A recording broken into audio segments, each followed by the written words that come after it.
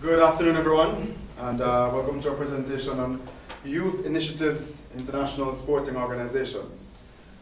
Our able group leader is not with us today. She was unavailable absent, but we do have a message from her that will begin our presentation. Dear IOC team, AISTS staff, scientific committee, and audience. This is Jimena speaking. As you can see, I'm not going to be able to be physically present, but I am totally thinking about you today at this right moment. And I'm so happy to introduce my team, Fabio Franceschi, Wilson Kipketer, and Rashid Hall.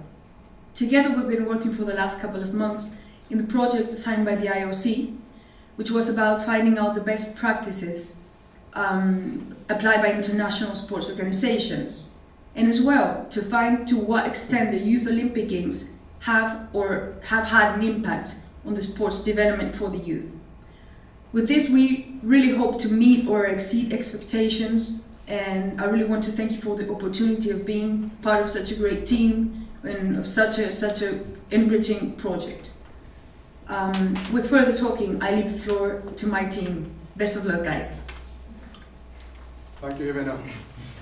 Just to give you a quick overview of the structure of our presentation today, we will of course give you the scope that was given to us by the Young Department, the literature review, of course how we did it, and the 8 main points that we found from our interviews and some conclusions. So announced in 2007, the YOG has since been held in Singapore 2010, Innsbruck in 2012, and in Nanjing in 2014. It's also been a part of the recently published Agenda 2020, which recommends that a tripartite commission be set up to look at the positioning of the YOG.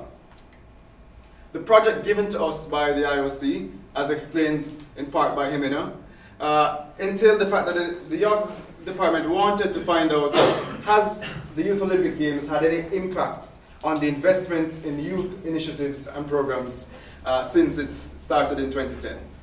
Also, they wanted to be able to highlight those that were doing well and to create best practices that could be used as examples for other federations and other organizations to be able to follow. In terms of literature review, I will try to be brief on that. But the Youth Olympic Games are still somehow recent in the agenda of the Olympic movement. Therefore, there is a gap, a substantial gap in the academic research. So only a few scholars have dedicated their research to the YOG, and no one has focused explicitly on its innovative power, on its legacy, on its financing, or on its positioning within the Olympic movement. The main areas of research focus on the culture and education program and on the medical aspects of the YOG. In parallel to that, we have also some peripheral studies that are more or less related to the YOG and who assess the sociological aspect, the importance of education in the athlete's career, and the link between youth and Olympism. And for us, we could witness somehow a Manichaean situation in the sense that the scholars were more or less divided into 2 main camps. Those seeing fundamental problems in the Youth Olympic Games and adopting a very critical perspective about the future of the YOG, and those believing in its innovative power and perceiving the potentialities of a change from within. So how we did it? How did we work? So the first step was to perform a desk research of the available academic literature, like I just mentioned, but also assessing the different activities and sports initiatives from sports organizations. But the main area was the creation of a questionnaire aiming at surveying international federations. And this step was done in very close collaboration with our client. The final goal was to test the range of those questions through interviews with those federations. So that's what we did. We contacted 40 international sports federations, mostly Olympic, but also non-Olympic and a few continental associations. Out of those 40, we got 25 answers, and out of those 25, we could eventually perform 20 interviews. And then propose some conclusions and recommendations. In terms of limitation, I will be brief. 2 small limitations. The first is that following the suggestion of our client, the survey was done under the main name of AISTS institution. And perhaps that the relative weight of such academic research has impacted negatively or the relatively low number of answers that we received. The second limitation is linked with the methodology itself. The initial aim was to perform one-to-one structured interviews, but it was not always possible with our interviewees. So we had to perform Skype calls, phone calls, or when those three were not possible, we received written answers to our questionnaire. And this obviously somehow created a discrepancy between the way to analyze the data that we collected.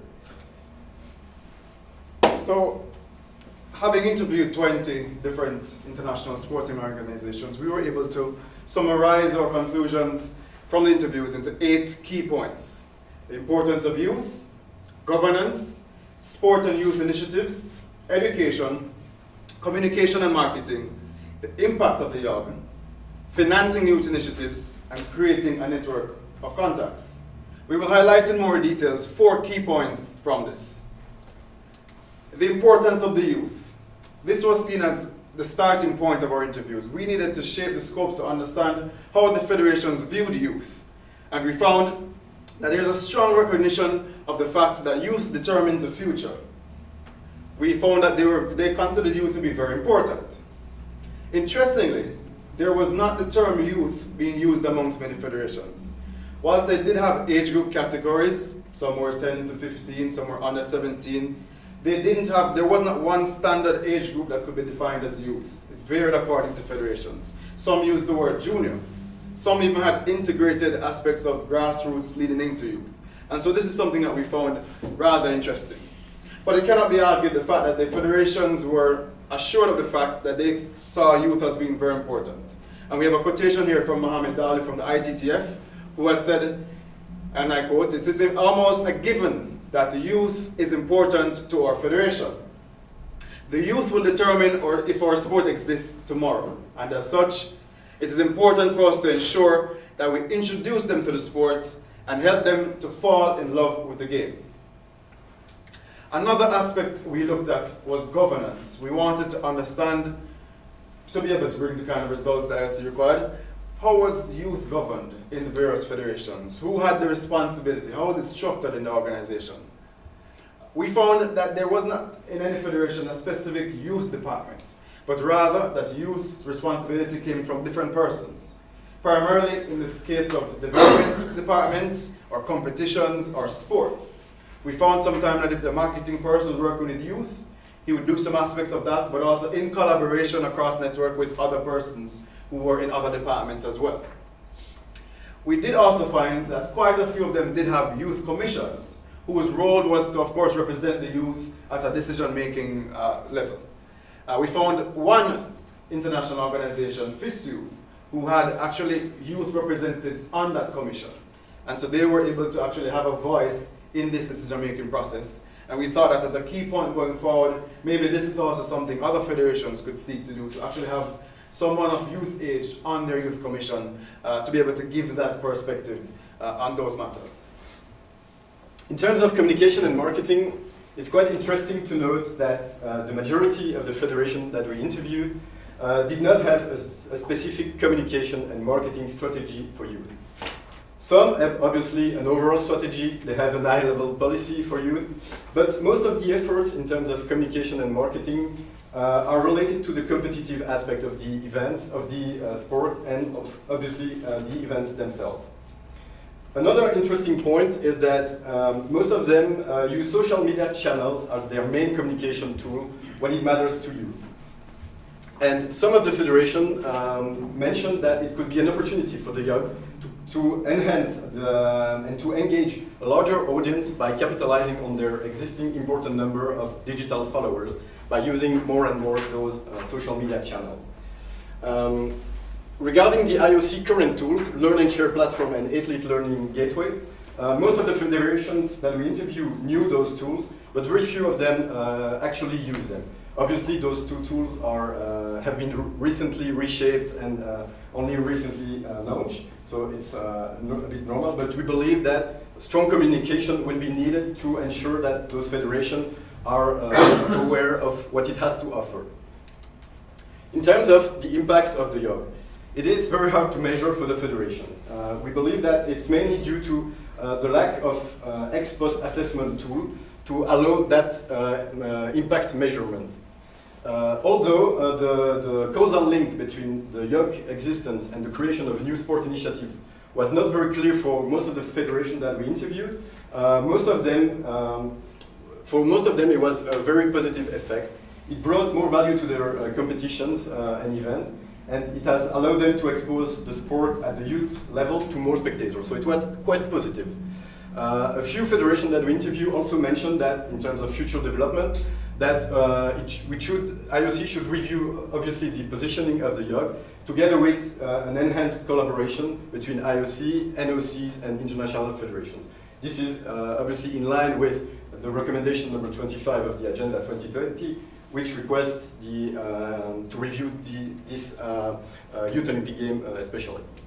And now I will hand over the floor to Wilson, who will present us two concrete examples of federations who did some initiatives towards the youth. Thank you, Fabio.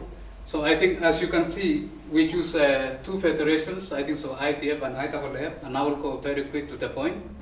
So talking about the IAAF, so they modify their equipment to suit the young kids, so they are not struggling, in the way of throwing the javelin and running and jumping. So this was really the good thing, the good practices they did to develop their grassroots program. Development and training centers, so which is in Africa, Asia, South America, and so on and so on. So this one is not only for the developing the athletes, but it's also for the coaches and coaching the coaches for the schools, and also to organize about the events of the equipment which they propose for the kids. So these people developing the coaches and also the athletes. Talking about kids athletics, so this is a grassroots initiative for promotion of athletics. And going in that, so this really something which has been in 2011, so they have reached almost 1.1 million kids across 100 territories, which is very important. So the other thing is ambassadors, role of ambassadors, so which you can see the picture beside there, so which is I'm doing it for the last 8 years with IAAF, so promoting the kids. And then the last one thing is school and youth. So they have youth commission, which I think now the present president of IAAF, Ecole, was a chairman of this commission, which is really still going on. And then, okay, so going back a little bit, I forgot. So the good example is about Usain Bolt. So he came from this initiative of the development centers in Kingston. And then some others also from Kenya, they have been a world champion and Olympic champions. And going to ITF, so I would jump also again what they did with the modification of the equipment. So it's about the slow poles, which is red, orange, and green, and the sizes of the courts, as you can see here. And then they have also training centers, and then training camps for the coaches and the athletes. So it's not only for the top athletes. And then the most important thing is the initiative of the under 10 play and stay campaign, the grassroots initiative also for the tennis, which is this one is going for the young kids to make them easier to play, and for the parents also they can join to use the slow poles so they can practice with them. And they have a junior education so for the young kids to get education to know about the tennis and to manage their life during the sport and out of the sport and with the media. So what are the conclusions that we have put forward having done these interviews across a good part of 4 to 5 months? Our first is, of course, that which was already mentioned in Agenda 2020.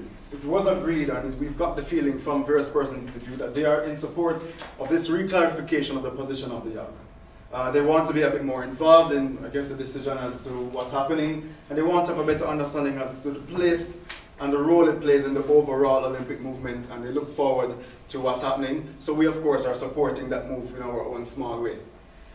To create also an annual conference or forum about youth. We believe that if you have on an annual basis a conference that is dedicated towards bringing all the various stakeholders together, bringing them to the table to discuss new trends, initiatives, activities, things that are going on out there in the world for youth, from various aspects.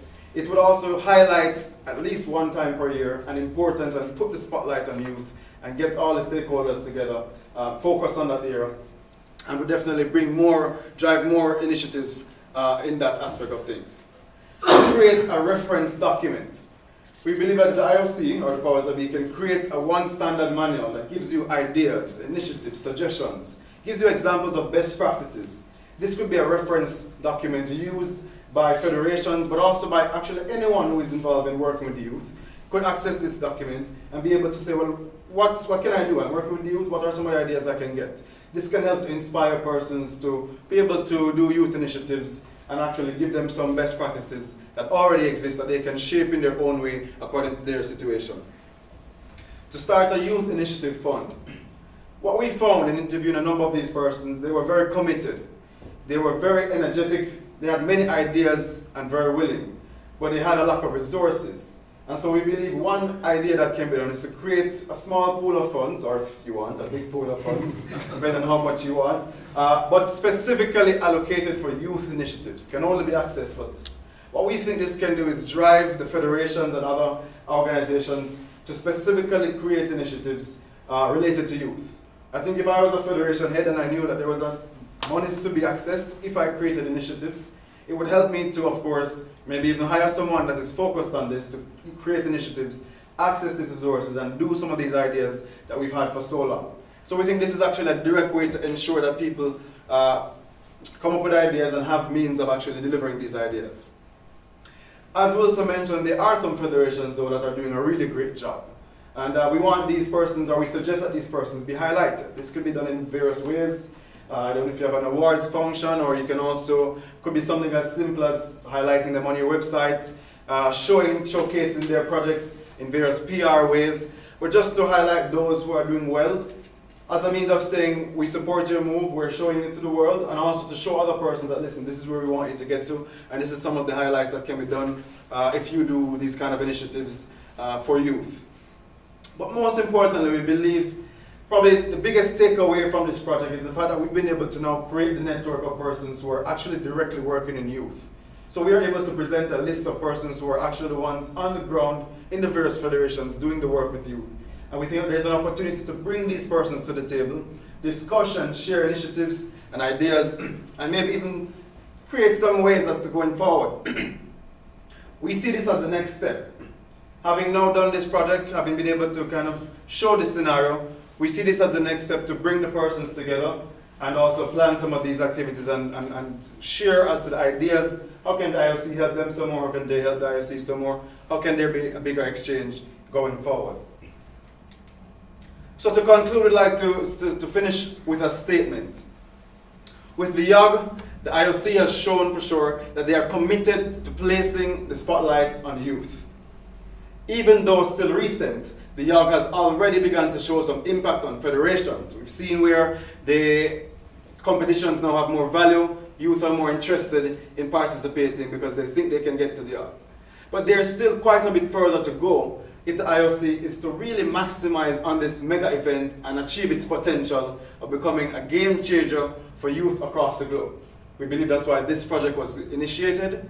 We believe that's why it's given such importance as to actually having a recommendation in Agenda 2020. And we think that this is the next step in going forward. So on behalf of Jimena, Wilson, Fabio, and myself, I'd like to thank you for listening.